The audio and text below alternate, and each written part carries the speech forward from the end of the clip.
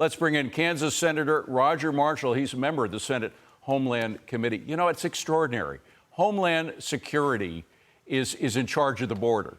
And clearly there is nothing about that makes any American, whether they're Republican, Democrat, liberal, conservative, feel secure. Yeah, David. What I would do is contrast what Bill Melugin is talking about there versus KJP's press conference yesterday when she said, look, there's nothing unusual going on, nothing to be worried about. Never mind the 300 people that are dying every day from fentanyl poisoning. Never mind the humanitarian crisis that we're seeing at the border. The president keeps going back to saying we've had an immigration problem for decades, which is true, but we've not had a border security issue for decades. A matter of fact, when he was sworn in the White House, our border was secure. It was sovereign. That's what Americans' concerns are today, is we don't have a secure border, and it threatens their livelihood. It threatens their well-being as well. This is a national security issue, and Joe Biden refuses to take any accountability, and despite record numbers that you're talking about. It's because of the executive actions that he took right after he came into the White House that reversed a lot of those from the Trump administration. But those executive actions that President Biden took is what is responsible for this explosion. I mean, 3 million migrants in 1 year. We've never had anything close to that. So this is not business as usual at the border. Right. You know, again, this week we've had 10,000 one day, 11,000 the next day, 12,000 the next day.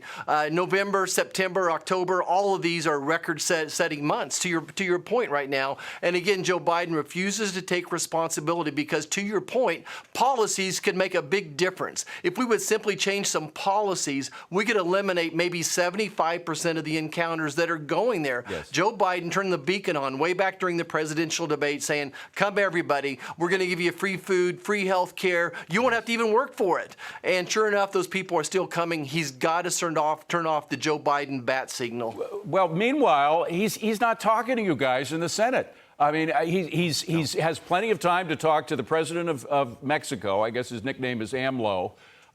He can talk to them. He can go out and try to pitch Bidenomics to the American people. But the Senate dismissed, on Wednesday, I guess the Senate dismissed. They're not coming back until January 8th. In just that time, between now and January 8th, we could have another 100,000 migrants coming in. So every day that he waits to take some kind of executive decision that'll turn this around, we continue to be flooded. And it's not just at the border, of course. Every city in America, whether they're run by Republicans or Democrats, is facing a crisis because of what's coming across the border. Yeah, David, think about this. Why does Congress have to beg the President of the United States to secure the border? I thought that was his job, but instead he does just the opposite. He's doing everything in his powers to increase the number of people asking for asylum. He's paroled 1.7 million people.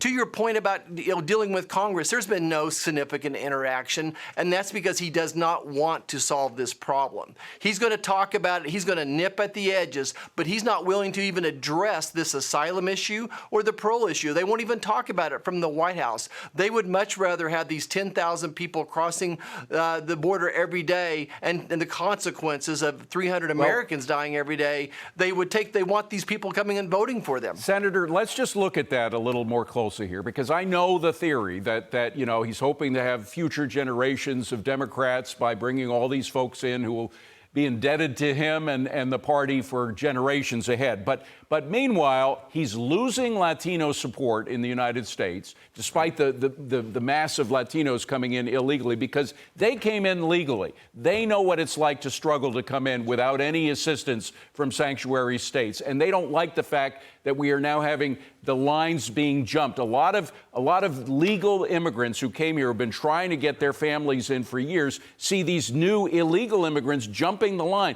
They don't like that. Plus, it is getting so out of control in Republican and Democratic cities that it has become a threat to his re-election campaign in 2024. So even if you take your first premise correctly, that he sees this as a way to bring in more Democrats eventually and get them as voters, it ain't working for 2024. He might not get reelected because of the border issue.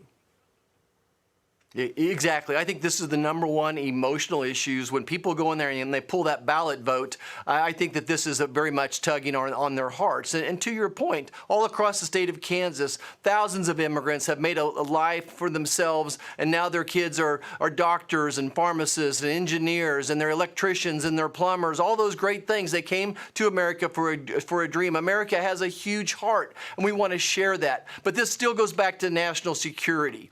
The way it's happening right now, we can only handle about 1,000 per day. We're having 10,000 per day. Again, 17 people on the known terrorist watch list last month have crossed into our border. It is mind-numbing. It's uncomprehending what this president is doing. The tens of thousands of Chinese, we used to get a couple of hundred coming in. We get these tens of thousands of Chinese men, military-age men. Lord knows whether they're being encouraged to do so. It costs a lot of money in order to do so. Maybe the CCP is sending them over here to do mischief.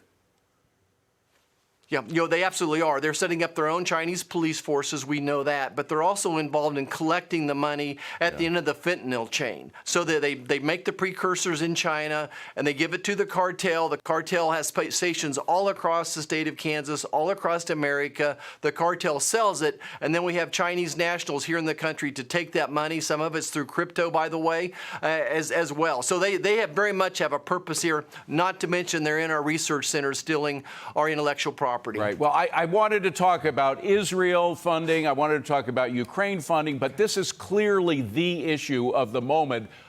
Is it conceivable that because there's so much problems for everything we've been talking about with immigration that just at least Israel can get the funding that it needs in the short term? Well, we've given the Democrat senators 4 opportunities now to fund Israel by itself for a standalone Israel vote, and they voted it down all 4 times. So obviously that's not their priority. Their priority remains Ukraine. And look, I'm willing to have that conversation about Ukraine after we secure our own border. At the end of this day, all those conversations come back to, can we meaningfully secure our border? That's going to take policy changes. It's going to take a physical wall. We need more border patrol officers as well. Let's face it, the other issues, whether it's Israel or Ukraine, we're talking about borders there. Our border comes first. I mean, I don't think any American would argue with that issue. Senator, great to see you. For all of the ranting and raving we've been doing, I hope you have a peaceful, loving Christmas. Thank you very much for coming in. I appreciate it.